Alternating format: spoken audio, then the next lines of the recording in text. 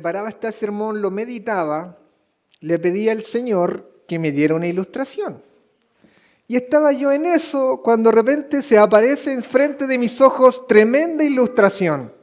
Estaba una persona frente mío y van a saber quién es. Estaba el pequeño Misael frente a mis ojos y yo, gracias Señor por esta ilustración que usted me da. Estaba Misael ahí. ¿Qué estaba ocurriendo? Estábamos bajando un río y claro, Claudio me pide tomar a Misael, yo lo dejo, agarro a Misael, lo dejo ahí y Misael hace una pataleta. Y Claudio estaba al otro lado, le decía, Misael, tranquilo, yo voy. Claro, podríamos haber pensado que Misael estaba enojado, pero en verdad Misael no estaba enojado. Misael estaba asustado. ¿Por qué? Porque su lugar seguro, su papá, estaba al otro lado del río. Y esto les pasa a todos los niños. Cuando sus papás están lejos, se les apodera de sus corazones el miedo, el temor, la frustración, pero cuando sus padres están cerca, todo anda bien. ¿Ustedes han pasado por eso en algún momento?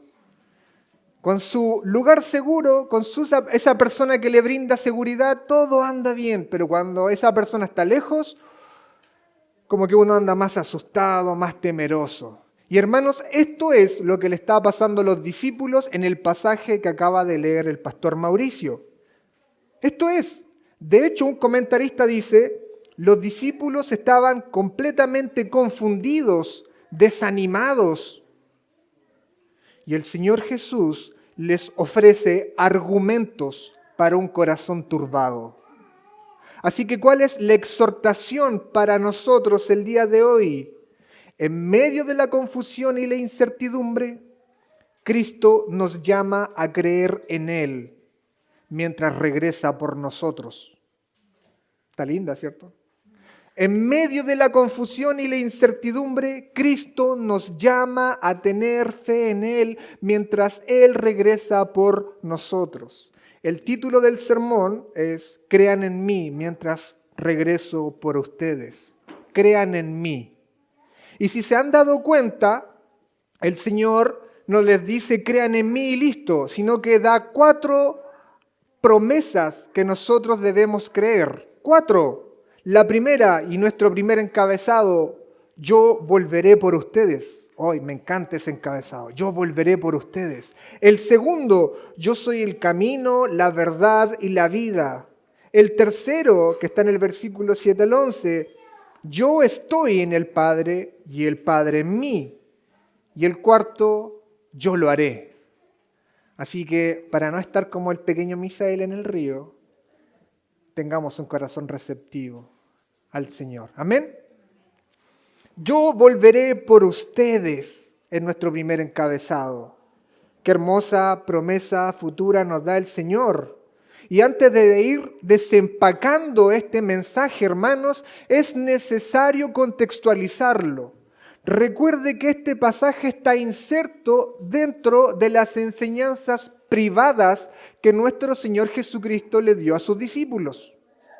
Si usted quiere hacer una división simple del Evangelio de Juan, va a encontrar que del capítulo 1 al capítulo 12, el Señor nos da enseñanzas y hechos de forma pública.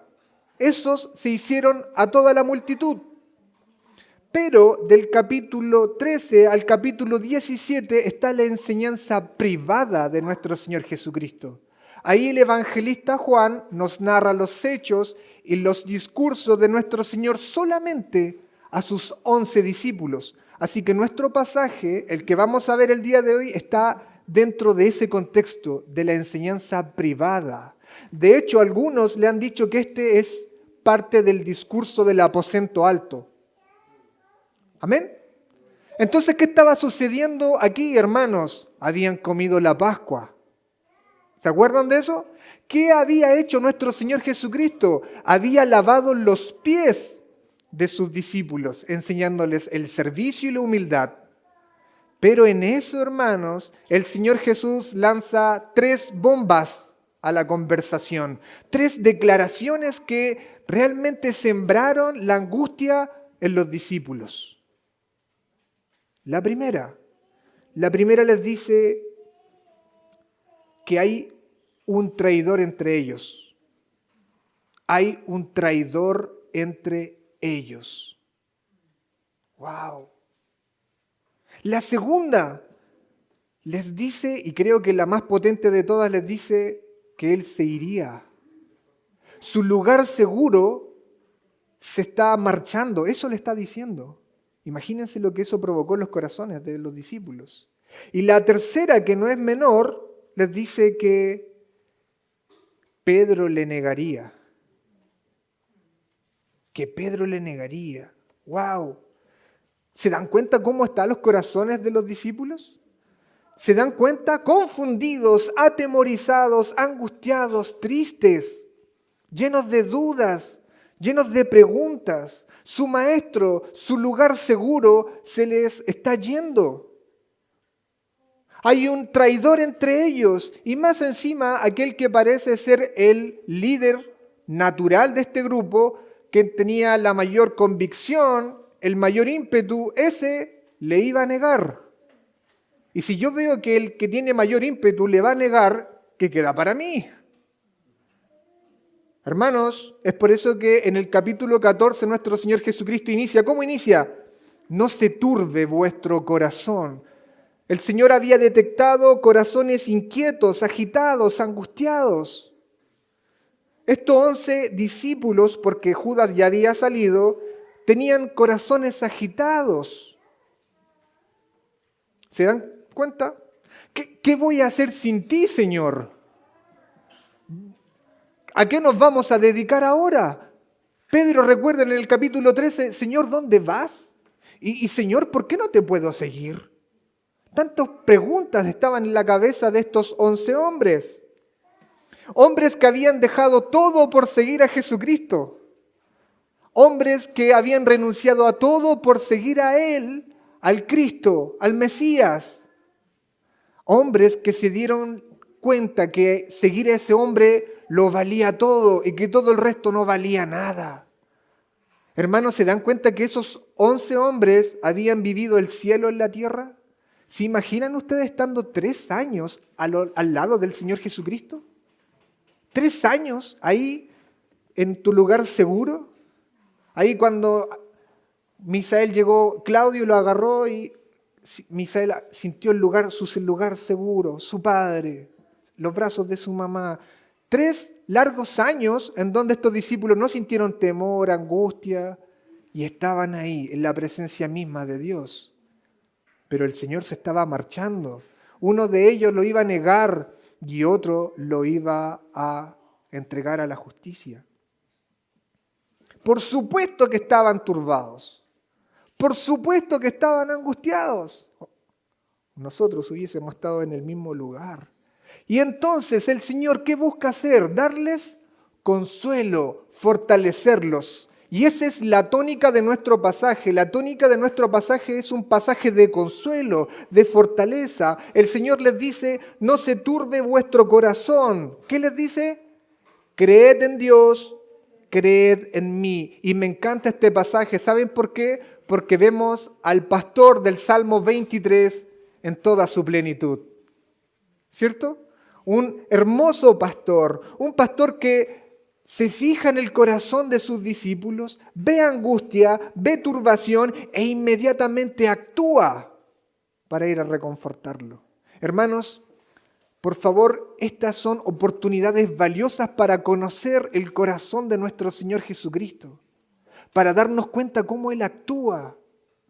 Y cuando pilla un corazón turbado, el Señor inmediatamente actúa. Y les da el principio fundamental aquí. ¿Qué les dice? Crean en mí, tengan fe en Dios y tengan fe en mí. El Señor le está diciendo, no dejen que su corazón se turbe, sino que pongan su fe en mí. Y eso es lo que ha estado haciendo el Señor por 2 meses con nosotros. El Señor nos ha dicho, pongan su fe en mí. Debo confesar, hermanos, que cuando yo he pasado por momentos de angustia, y algunos hermanos han venido a consolarme, creen en el Señor. Como que de repente no siempre encuentran en mí esa buena disposición a esa invitación. De repente pienso, eso ya lo sé. eso no me está ayudando en este momento. Pero eso no es lo que piensa nuestro Señor Jesucristo. Aquí está dando un principio fundamental, hermanos. La fe en Él es el remedio para un corazón turbado, angustiado. La fe en Cristo es el remedio para un corazón angustiado y turbado. Si tu corazón está turbado, adivinen qué te va a decir nuestro Señor Jesucristo. Juan 14:1, cree en mí. Eso te va a decir el Señor. No te va a decir, no creas que estas circunstancias son difíciles. No, cree en mí por sobre tus circunstancias. Eso es lo que el Señor nos ha dicho por 2 meses. Así que si tu mundo se está derrumbando, si el diagnóstico médico ha sido difícil, si estás triste, si estás confundido, si estás angustiado, si has recibido alguna mala noticia, el Señor no te manda que niegues esa mala noticia, el Señor manda que tengas fe en Él. Cree en Jesucristo, cree y pon tu fe en Cristo. Eso es lo que el Señor está demandando aquí. La medicina para un corazón turbado es la fe en Él, la confianza en Él. Iglesia, eso es lo que tienes que hoy abrazar. Hermanos, la fe no siempre cambia nuestras circunstancias, pero sí cambia cómo tú afrontas esas circunstancias. Escuchaba el otro día a una hermana que le decían, oye, tú siempre estás contenta y a pesar de lo que pasa, porque pone su fe en Cristo, porque ha puesto su fe en Cristo. Así que aquí tenemos discípulos angustiados, confundidos, llenos de incertidumbre, con cuántas preguntas en su cabeza. Señor, ¿dónde vas? ¿Por qué no te puedo seguir? Esto demuestra toda su confusión, pero el Señor les dice, crean en mí. Y no les dice, creen en mí y ya, y listo, sino que da 4 promesas que tienen que creer. Y la primera se encuentra en el versículo 2. Y seguramente la más hermosa, la más bella, la más tierna. Ya se han dado cuenta que la que más me gusta, hermanos, es hermosa. Realmente disfrútenla si la leen. Disfrútenla conmigo. Miren, en la casa de mi Padre hay muchas moradas. Si no fuera así, os lo hubiese dicho, porque voy a preparar un lugar para vosotros. Y si me voy y preparo un lugar para vosotros, vendré otra vez y os tomaré conmigo, para que donde yo estoy, allí estéis también vosotros. Hermanos, todo lo que dice este pasaje es realmente hermoso. El Señor está diciendo que va a partir a preparar habitaciones en la casa de su Padre. Y por favor, no crean que el Señor Jesús ahora está maestreando ahí, como José durante la semana. No, el Señor no está preparando casas literales. El Señor está está construyendo una imagen para determinar que esas casas son o se refiere al cielo, al lugar donde Dios habita. Amén. Esta expresión está indicando, hermanos, una comunión, y más que una comunión, el Señor está diciendo aquí una unión paternal con Dios. Una unión paternal con Dios. Fíjense, el Señor no dice aquí, yo les voy a preparar casas al lado de la casa de mi Padre para que ustedes sean vecinos de mi Padre. Eso no dice el texto. El texto dice, yo les voy a preparar hogares, habitaciones en la casa de mi Padre, en la casa de mi Padre. Allí hay muchas habitaciones y una de ellas es para ustedes. Es hermoso, hermanos, lo que está diciendo el Señor aquí. Les voy a preparar una habitación, pero en la condición de hijos, en la casa de mi Padre. ¡Wow! Es hermoso. Y más encima el Señor dice, hay muchas moradas. Esa palabra moradas no está indicando que hay lugares de hospedaje. La palabra moradas está indicando que hay lugares de residencia permanente, residencia estable, un hogar, no algo meramente transitorio. ¿Quién ha hospedado a algún alumno, algún estudiante en su casa? Usted lo puede hospedar por 4 o por 5 años mientras dure la carrera. Pero ese chico o esa chica nunca va a sentir que esa habitación en su casa es su hogar. ¿Saben cuál es su hogar? La habitación en la casa de su Padre. Y el Señor nos va a preparar habitaciones en la casa de su Padre. Hermanos, esto es hermoso. Y más encima el Señor dice, y hay muchas. No hay problemas de espacio. No hay riesgo que nadie quede afuera de esto. Es hermoso, hermanos. Y más encima el Señor dice, si no fuese así, los hubiera dicho. Le está diciendo, crean en lo que yo estoy diciendo. Aunque sea difícil de crear, créanlo. Hermanos, todo esto es hermoso. En la casa de mi Padre hay muchas moradas para todos ustedes. Hay un lugar seguro, yo lo voy a ir a preparar. Jesús, hermanos, quiere decirles aquí que no los está abandonando, sino que tiene un propósito mayor, un propósito de bendecirlos. Él va a ir a preparar lugares para ellos. Y usted se pregunta, ¿y cómo? ¿Cómo Jesús va a preparar un hogar en la casa de su Padre? Hermanos, ¿cómo el Señor Jesús preparó un hogar en la casa de su Padre? Jesús tuvo que morir en una cruz por nuestros pecados. Tuvo que resucitar al tercer día y ascender al cielo para que hubiera un lugar para nosotros en la casa de su Padre. Para que su Padre ahora sea nuestro Padre. Y para que la comunión que Él tiene con su Padre sea la comunión que nosotros tengamos con el Padre. Hermanos, esto es hermoso. Es bello. Y por favor no olvidemos esto porque tenemos que ver directamente al corazón de nuestro Señor Jesucristo. Él también estaba angustiado. Eso nos dice el capítulo 13, versículo 21. Él también estaba en angustia. Nuestro Señor Jesucristo igual estaba angustiado. Obviamente no por su falta de fe, como los discípulos, sino porque tenía que enfrentar la ira de Dios en nuestro lugar. Pero fíjense que el Señor Jesús no se da cuenta o no se centra en su propia angustia como muchos de nosotros, sino que se centra en la angustia de sus discípulos. Y les da esta hermosa promesa, una promesa que fortalecía su corazón, pero también saben que consolaba el propio corazón de nuestro Señor Jesucristo. Consolaba, esta promesa estaban consolando su propio corazón. Y te vas a dar cuenta por qué. Porque si la imagen hasta aquí es hermosa, hermano, lo que dice después es mucho más hermoso. Y por favor, hermanos, hoy salgamos más enamorados de nuestro Señor Jesucristo. Veamos directamente a su corazón. Fíjate, vendré otra vez, dice el Señor. Vendré otra vez y os tomaré conmigo. Fíjense, os tomaré conmigo. Como un abrazo de un padre a un hijo, para que donde yo estoy, allí estéis también vosotros.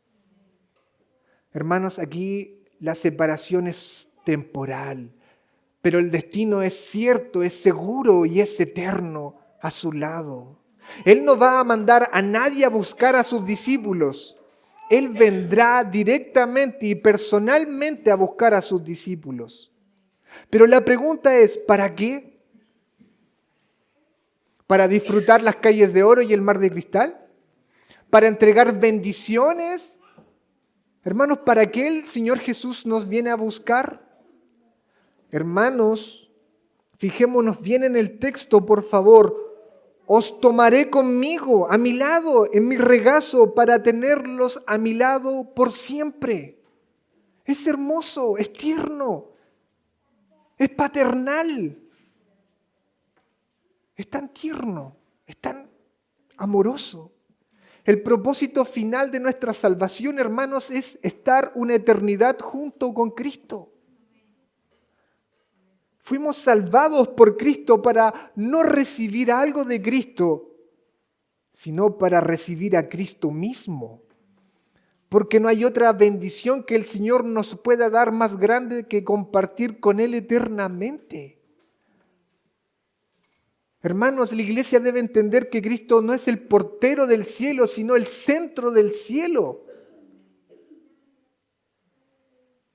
Hermanos, la buena noticia del Evangelio no termina en el perdón de pecados. No hemos equivocado cuando predicamos el Evangelio, siempre terminamos en el perdón de pecados. Y no, fuimos perdonados nuestros pecados para la buena noticia y final, compartir una eternidad al lado de Cristo.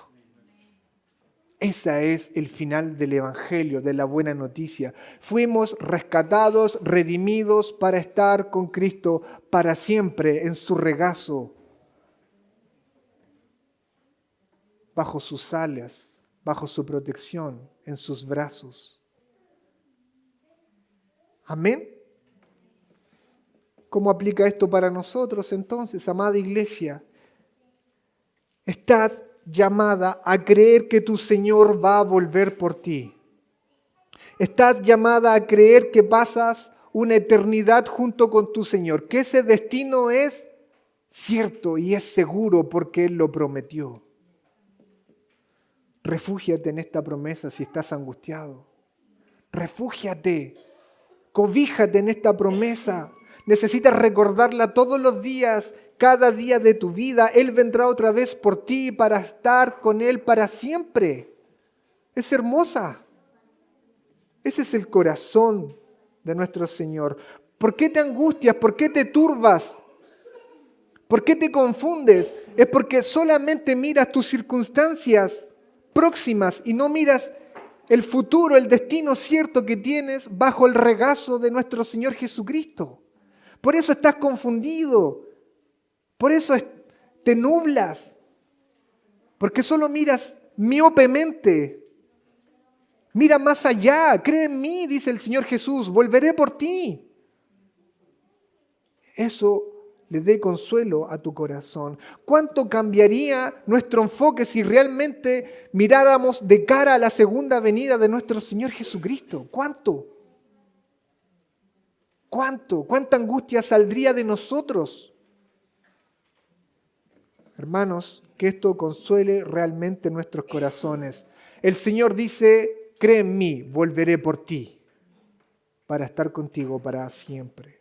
Los discípulos creían que Jesús les iba a abandonar, pero no. Jesús con esto les está diciendo que su separación es temporal y que Él iba a volver y su encuentro iba a ser glorioso. Y además en el versículo 4 agrega el Señor, y conocéis el camino a donde voy. ¿Leen? Y conocéis el camino a donde voy. Pero esto origina una nueva pregunta y una nueva duda. Así que vamos a nuestro segundo encabezado.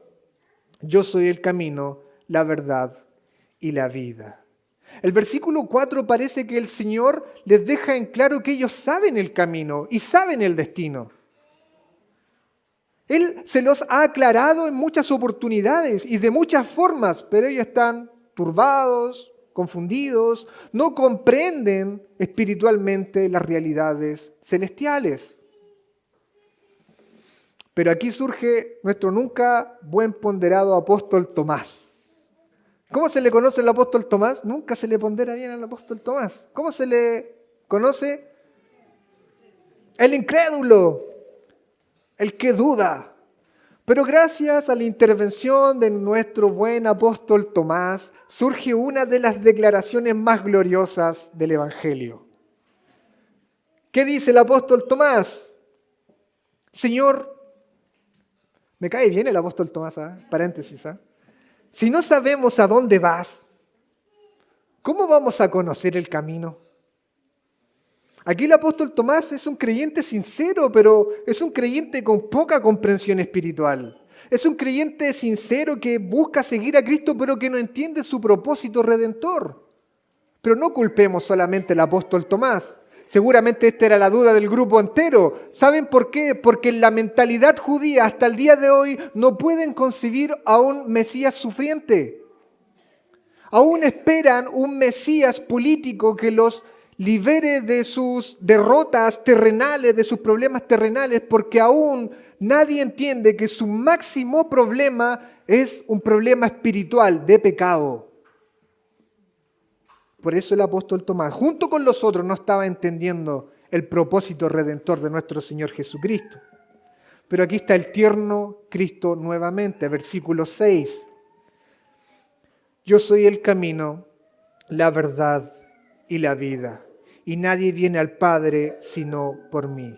Hermanos, debo confesar, y usted va a estar de acuerdo conmigo, que la profundidad de este versículo es infinita, y no estoy exagerando. Este versículo es infinito en su profundidad. Y no bastarían 1000 sermones para rasgar la superficie de todo lo que involucra. Pero el concepto es claro. El concepto es muy claro. El hombre natural no tiene acceso a Dios. Los caminos hacia Dios por su pecado están cerrados. Ningún hombre puede tener un acceso directo a Dios producto de su pecado. Pero Dios envió a su Hijo, a su unigénito, para que Él muriera por los pecados, para que Él resucitara al tercer día, ascendiera a los cielos y abriera el único camino y acceso a Dios, al Dios verdadero. Yo soy el camino, dijo nuestro Señor Jesucristo. Cristo no lo podían seguir sus discípulos porque Él tenía que abrir el acceso. ¿Qué tenía que hacer? Morir en una cruz, resucitar y ascender al cielo. Los discípulos no lo podían seguir. ¿Por qué? Porque los discípulos no podían morir por su propio pecado en una cruz. No podían ni siquiera levantarse de entre los muertos ni ascender al cielo. Solo podían ser espectadores de la forma en que Cristo estaba abriendo el acceso a Dios. La única forma que los discípulos podían ir al cielo es creyendo y poniendo la fe en el camino. Cristo dijo, yo soy el camino. Con eso Cristo estaba diciendo, pongan su fe en mí, yo soy el camino. Crean que yo soy el acceso al Padre. Hermanos, cuando Cristo dice, yo soy el camino, está indicando que solamente Él es nuestro único acceso al Padre. No tienen que morir en una cruz, ustedes tienen que poner la fe en mí. Yo soy el camino. Yo soy el camino. Él podría ir perfectamente a ascender al cielo, perfectamente podría ascender al cielo. Pero Él tenía que abrirnos camino a nosotros. Morir en una cruz por nuestros pecados. Recibir la ira de Dios justa en tu lugar. Resucitar y ascender al cielo. Todo esto para abrir nuestro camino hacia el Padre. Es hermoso, hermanos, y es impresionante. Sobre todo esto es impresionante, ¿sabes por qué? En este mundo pluralista, en donde todas las religiones valen, en este mundo en donde todo es válido, en donde todo es respetable, Cristo está diciendo, no, yo soy el camino, no hay otro camino, no hay otro acceso hacia el Padre. Nadie puede llegar al Padre sino por mí. Yo soy el camino, no hay otro. Cristo dijo, o no dijo más bien, yo les vengo a mostrar el camino. No dijo eso, dijo, yo soy el camino. Y más encima Cristo dice, yo soy la verdad. Cristo dice, yo soy la verdad encarnada. La verdad, hermanos y queridos amigos, no es algo abstracto. La verdad es una persona y su nombre es Jesús, como dijo el buen Simón por ahí. Jesús es su nombre. Jesús es la verdad porque Él revela perfectamente al Padre. Y esto se vuelve aún más sublime cuando Cristo dijo, yo soy la vida. Yo soy la vida. Y esto es importante. Todos aquellos que están unidos a Cristo por la fe tienen vida. Los que no están en Cristo no tienen vida espiritual, están muertos en delitos y pecados. Porque Él dijo, yo soy la vida. Aquellos que no están en Cristo no tienen vida. Él dijo, yo soy la vida, yo entrego la vida y soy la vida misma. Hermanos, estas son declaraciones absolutas. No hay otro mediador, no hay otra forma de llegar al Padre, no hay otro camino. Cristo es el camino exclusivo, no hay otra religión. Si otra religión pretende tener otro mediador, falla en su fundamento. No está la Virgen ni los santos.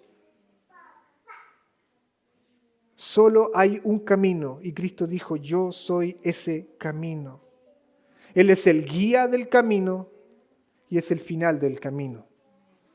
Cristo es el camino, el guía en el camino y Cristo está al final de ese camino.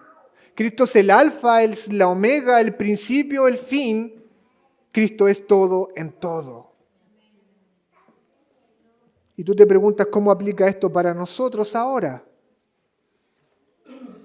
Cree en mí, dice el Señor Jesús. Versículo 1. Cree que yo soy el camino. Mientras Cristo regresa por ti, te llama a permanecer en el camino de la fe. Cree en mí. Sigue creyendo en Cristo.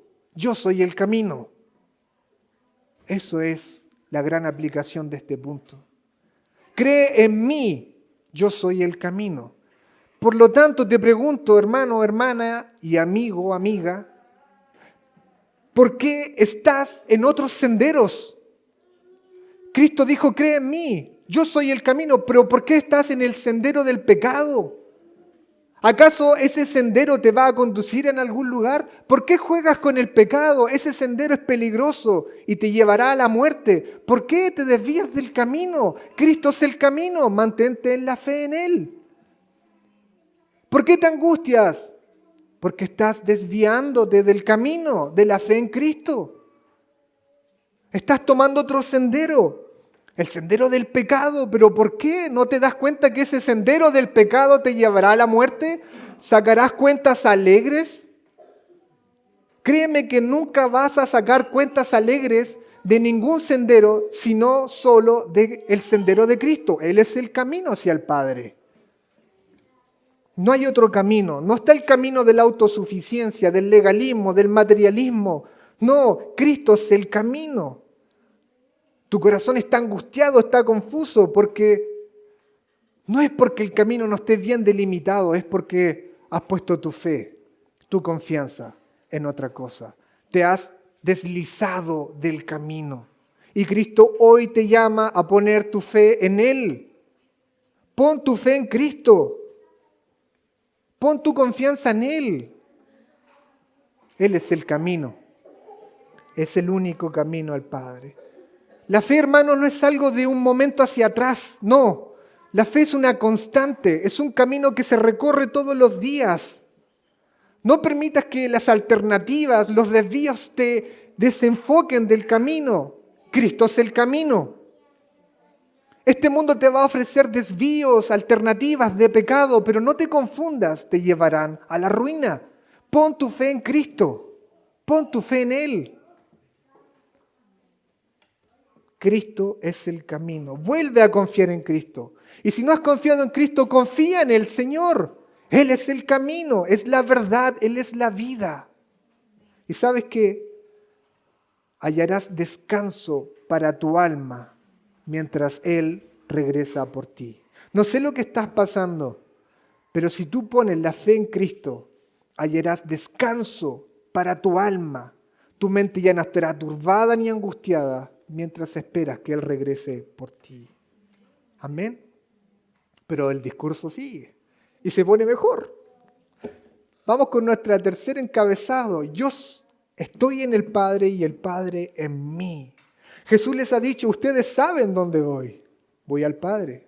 Y ustedes conocen el camino. Yo soy el camino. Pero agrega algo maravilloso. Y esto, hermanos, realmente debe haber agitado los corazones de estos hombres. Fíjense, ustedes conocen al Padre, versículo 7.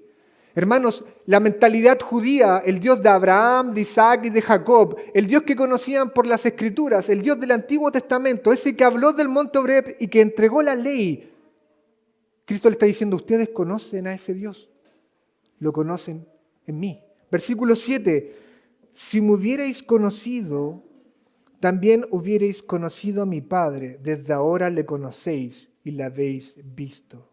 Parece que Cristo está reprochando su miopía espiritual. Si hubiesen tenido discernimiento espiritual, hubiesen entendido con la persona que estaban hablando. Cristo les dice, ustedes realmente no entienden quién soy yo. Si conocieran quién soy yo, conocerían al Padre. Pero ahora le conocen y le han visto. ¡Wow, hermanos! Y aquí salta otro bendito de estos 11, que también no es tan mal ponderado como el apóstol Tomás, pero también hacía preguntas desafortunadas, pero con una gran respuesta de nuestro Señor Jesucristo. Versículo 8, Felipe, Señor, muéstranos al Padre y nos basta. Felipe parece no comprender lo que está ocurriendo, no comprender aquel que tiene enfrente. Pero representa a todos nosotros, todos queremos ver a Dios, todos queremos conocer a Dios, el mundo quiere conocer a Dios, pero el mundo, como Felipe, comete un error. ¿Cuál es? Buscar a Dios lejos de Cristo, lejos de la faz de Cristo. Y el Señor le contesta, versículo 9, ¿tanto tiempo he estado con vosotros y todavía no me conoces, Felipe? El que me ha visto a mí, ha visto al Padre. ¿Me dices tú, muéstranos al Padre? ¿No crees que yo estoy en el Padre y el Padre en mí?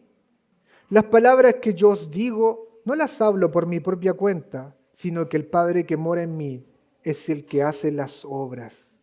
Versículo 11 y central. Creedme que yo estoy en el Padre y el Padre en mí, sino creed por las obras mismas. Cristo está diciendo acá que Él no es la misma persona que el Padre, como creen los herejes unicitarios. No, Cristo está diciendo, yo y el Padre somos uno. Eso está diciendo nuestro Señor Jesucristo. Cristo está diciendo, yo soy la perfecta imagen, manifestación y revelación del Padre. Eso está diciendo. Por lo tanto, fíjense, para los discípulos, por favor, si ustedes tienen una relación conmigo, si ustedes me conocen a mí, tienen una relación y conocen al Padre. ¡Wow! Imagínense para estos hombres que habían escuchado y leído del Dios de Abraham, de Isaac y de Jacob, un Dios quizás tan lejano, ahora presente en la faz de nuestro Señor Jesucristo.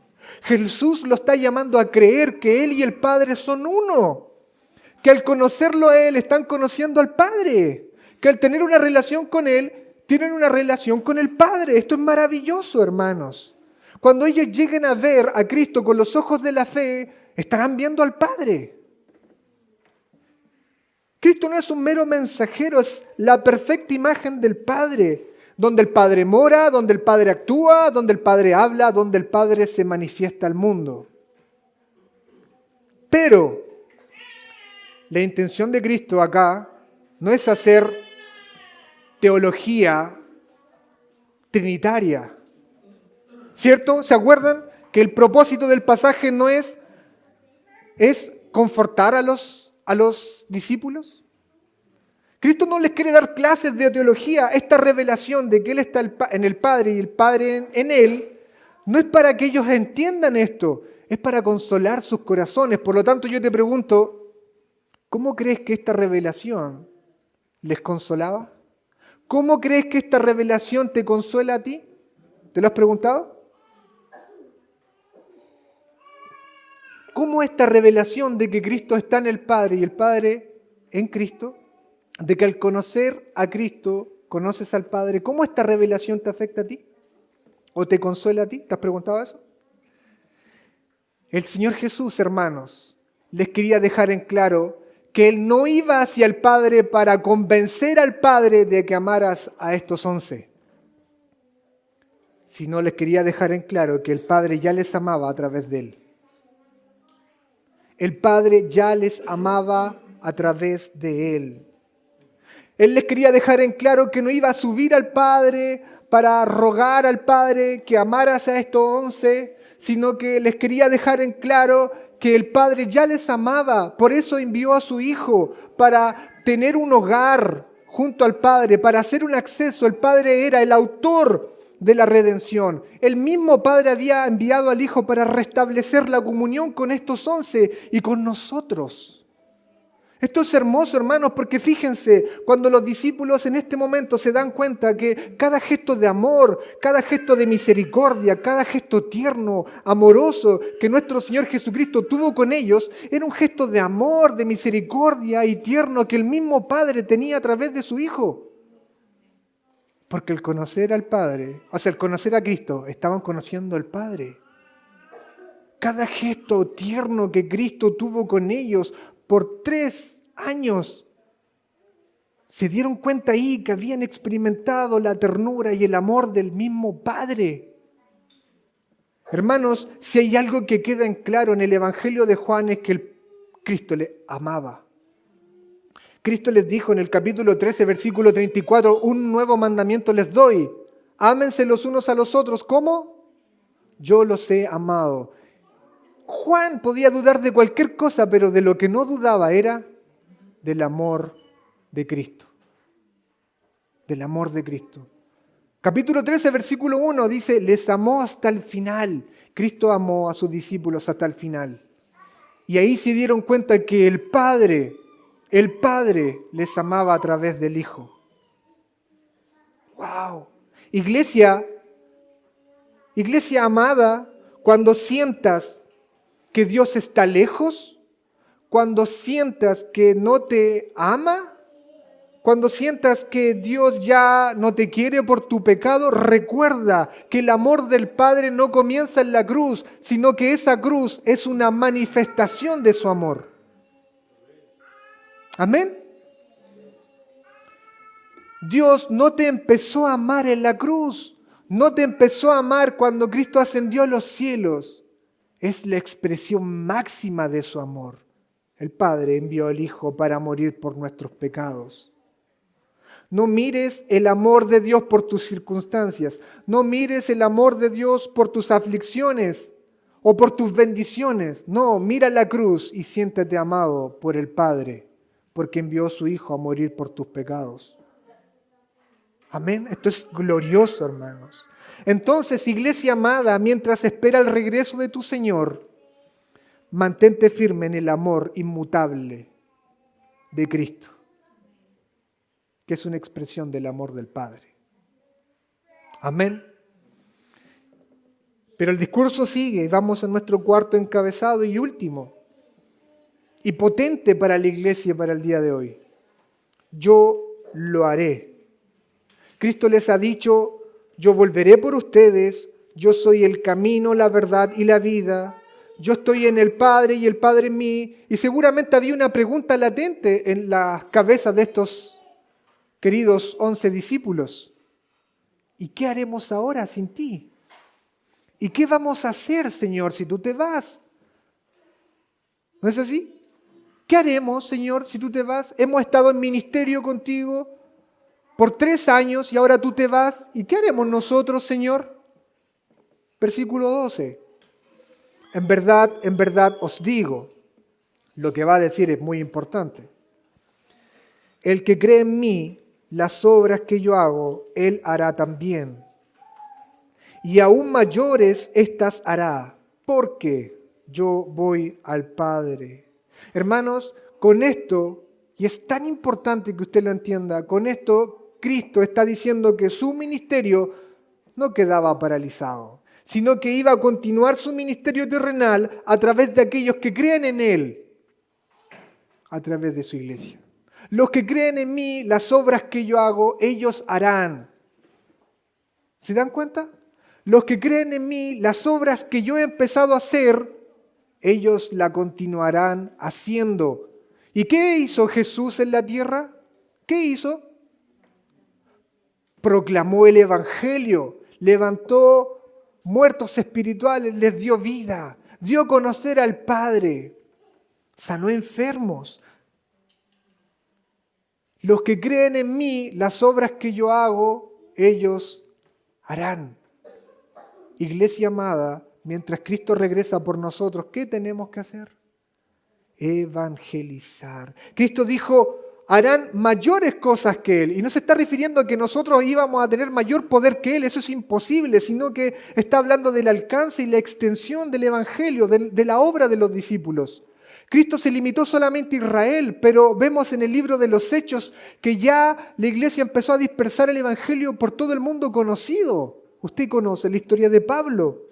Cristo hizo posible esto porque ascendió al cielo, oró al Padre y el Padre entregó su Espíritu Santo a la iglesia.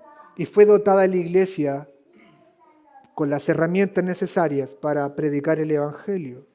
Los que creen en mí, sigan la obra que he comenzado a realizar. Me pregunto, ¿crees en Cristo? ¿Estás realizando sus obras? ¿Estás proclamando el Evangelio? Fíjate que el poder no reside en ti. El poder reside en un medio de gracia que el Señor dio. ¿Cuál es? La oración en su nombre. El Señor dice, y todo lo que pidáis en mi nombre, yo lo haré, para que el Padre sea glorificado en el Hijo. Si pedís algo en mi nombre, yo lo haré. Lo dice 2 veces. Y esta es la cuarta y gran declaración, hermanos. La oración en su nombre. Fíjense que la oración en su nombre tiene total relación con la misión de la iglesia. En este pasaje, la oración de su nombre tiene total relación con la misión de la iglesia, con continuar con la obra de nuestro Señor Jesucristo aquí en la tierra. Hermanos, cuando oramos en el nombre del Señor no es una fórmula mágica, sino que es orar conforme al propósito y al carácter de nuestro Dios. Orar en su nombre es orar conforme al propósito y al carácter de nuestro buen Dios. Yo voy al Padre, dijo nuestro Señor Jesucristo, pero continuará mi obra, mi iglesia, y yo contestaré sus oraciones. ¿Para qué? Para que el Padre sea glorificado en el Hijo cuando contesta oraciones para la misión de la iglesia. ¿Cuál es la aplicación para nosotros, hermanos? Crean en mí, evangelizando. Crean en mí, continuando mi obra. Crean en mí, orando para que yo les provea para esa misión, para esa obra. Y esta iglesia, aunque lleva 2 años, realmente debemos confesar y pedir perdón al Señor porque realmente estamos muy flacos en el evangelismo, muy flacos. Hermanos, ¿creemos en Dios? ¿Creemos en Jesús? Evangelicemos. Y oremos para que el Señor nos dé los recursos necesarios. Él promete contestar oraciones. ¿Sabes por qué nos afligimos? Esto es importante. ¿Por qué te afliges? ¿Por qué estás confundido? ¿Sabes porque estás ensimismado? Estás ensimismado, estás viendo tu problema. Tu dificultad, claro, tienes dificultades, sí. Claro, tu problema trae angustia, por supuesto. Pero te quedas ensimismado, acurrucado ahí en tu cama. Y el Señor dice, cree en mí, continúa mi obra, evangeliza. Y vas a ver cómo eso disipa la angustia y la confusión. Es una promesa del Señor. Hermanos, la turbación de nuestros corazones muchas veces es producto de que estamos ensimismados. Y nuestro Señor hoy nos llama a creer en Él, evangelizar y orar, continuar con su obra para que el Padre sea glorificado en el Hijo. Concluyendo entonces, concluyendo la serie, Cree en Jesús y cree en su promesa. Él volverá por ti. Permanece en el camino. Cristo es el camino. El Padre te ama. Refúgiate en esa promesa. Cree en Cristo. Él dijo que el Padre te ama en Él. Y persevera. Cree en Dios y continúa con la misión de la iglesia. Y si tu corazón se turba, recuerda las palabras de Cristo. No se turbe vuestro corazón. Creed en Dios y creed en mí. Inclinemos nuestros corazones un momento, oremos.